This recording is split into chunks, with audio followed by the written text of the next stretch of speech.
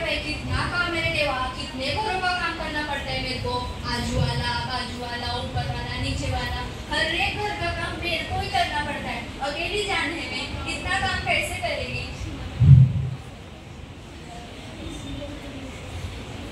मेरा मदद एक नंबर का हलकट है, मालूम है क्यों? काम करती हूँ मैं और पैसा ले जाते हो।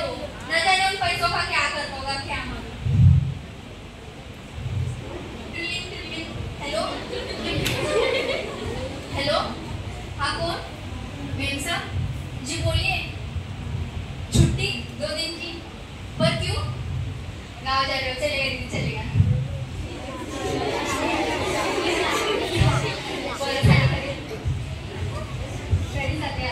मस्त 2 दिवस आले।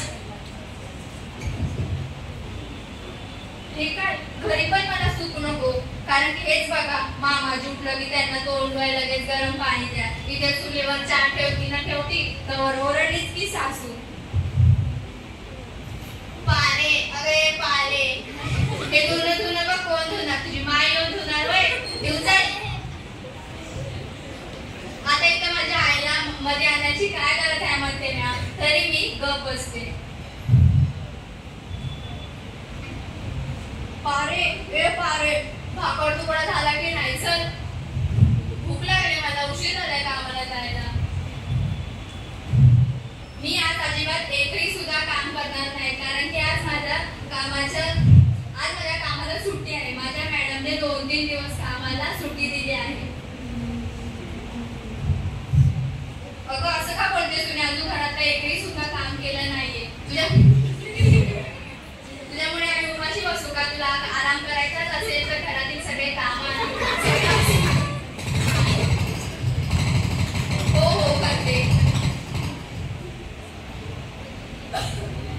हो दादा माझ्या छातीत खूप दुखते बरं कालपासूनच। अरे लक्ष्मण, काल तर तू दवाखान्यात जाऊन आला होतास ना? तसं नाही दादा, माझ्या गोळ्या संपल्या आहेत, मला गोळ्या आणून द्याल का? हो मी वहिनीला सांगतो तर तू आराम कर। हे पारू, यात जे लिहिलेलं आहे ना ते जाऊन लगेचच औषध मेडिकल मधून जाऊन आण। हो बरं आणते।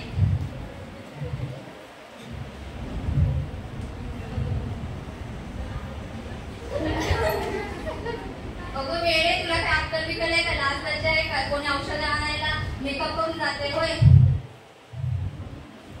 नाही, मला मुळीच लाज वाटत नाही। मला मेकअप नटाफटाचं खूप आवड आहे, समजलं का? हो बरोबर जाते। काय लिहिलंय याच्यात? Heart attack? हो काका ऐका ना, मला हार्ट अटॅकच्या गोळ्या देतात का?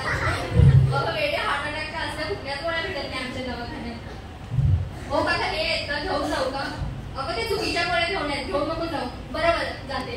हे काय, हे गोळ्या द्या त्यांना, बरं वाटेल त्यांना।